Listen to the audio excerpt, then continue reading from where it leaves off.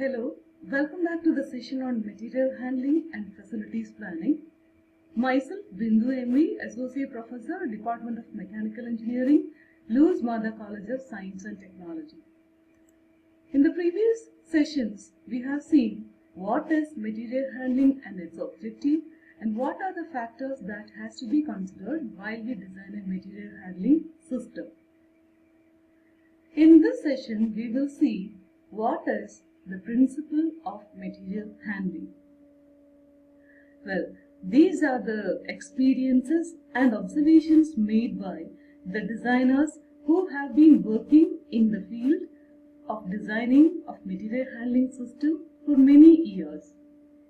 We have seen in the previous sessions that there are so many factors which should be considered while a material handling system is designed. But sometimes it becomes too difficult to include all these factors in the designing process. So we can consider the principles of material handling which act as a rule of thumb for material handling system designs. There are 20 principles of material handling, and they are planning principle, systems, simplification, material flow principle, gravity, unit load, space utilization, safety principle, mechanization, flexibility principle, equipment selection principle, standardization, lightweight, motion principle, idle time, obsolescence principle, maintenance principle, control, capacity, and performance principle. Let us see the first principle, that is a planning principle. The planning principle defines the material to be handled, the mode, that is when and to which location it has to be transported, etc. So it is a planning of all material handling and storage activities to obtain maximum overall operating efficiency. The next one, it is a systems principle. Here, all the material handling and storage activities in all areas must be coordinated and integrated. And these areas are receiving, inspection, storage, production, assembly, shipping, and the handling of returns. The next principle is a simplification principle. We have to simplify the material handling as much as possible, and that is possible by reducing, eliminating, or combining unnecessary movements and unnecessary equipments.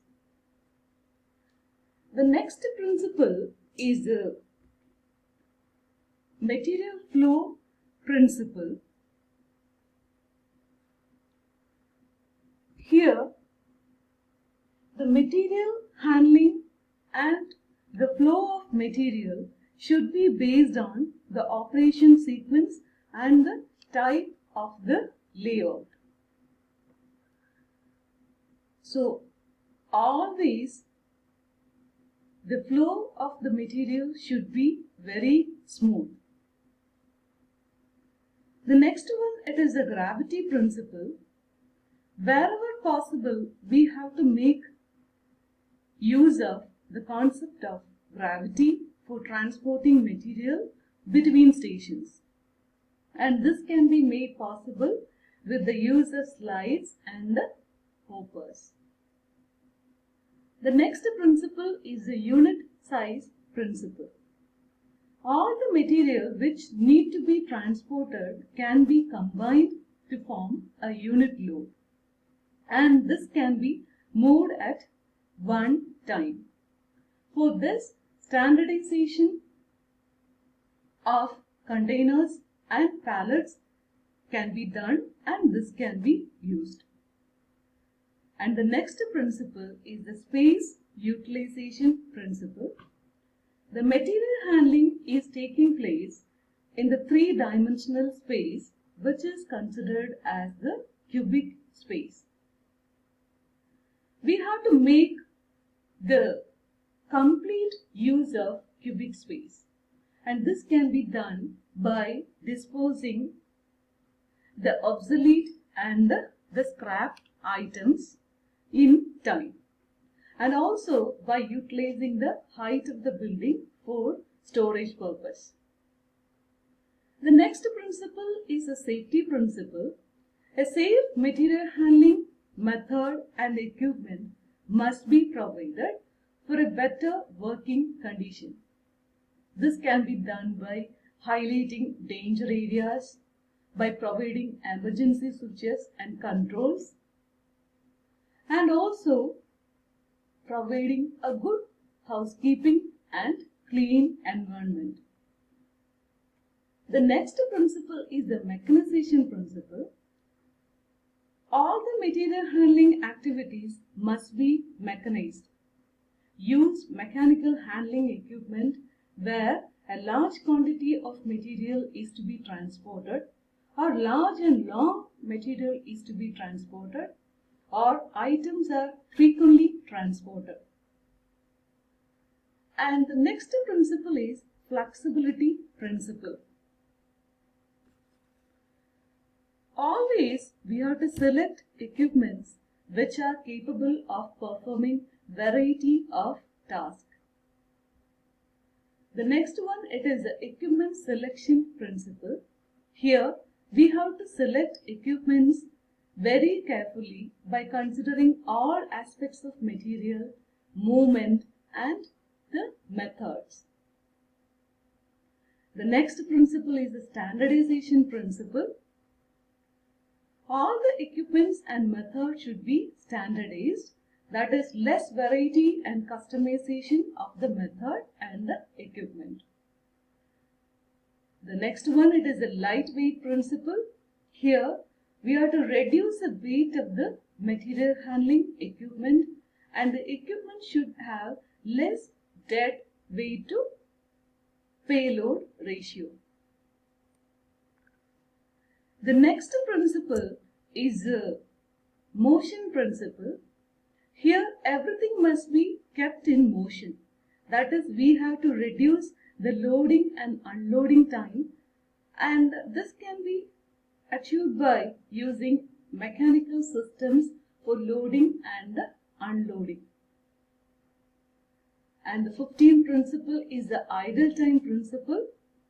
We have to make sure that idle and unproductive time is very less, and this can be made possible by delivering the material at desired rate, and also not using the production labor for handling material, and also the equipment should be fully utilized. The next principle is the obsolescence principle. The obsolete method and equipments must be replaced with efficient method and equipments. And the next one, it is a maintenance principle. Always plan for preventive maintenance and schedule repair of all handling equipment. That is, the material handling equipment must be kept in good working condition. And next principle is the control principle. Here the material must be moved in lots, batches or in containers, and see that the movement of the material is taking place as per the schedule. And next principle is the capacity principle. The production capacity must be fully achieved, and this is possible by ensuring uniform desired rate of flow and operating the equipment at optimum rate. The last principle is the performance principle. Performance of handling be measured in terms of cost per unit handled, safe working condition, increase in production rate, or reduce manpower for handling. So in this session, we have seen the 20 principles of material handling, which can be used as a guidelines for material handling equipment design systems. Thank you.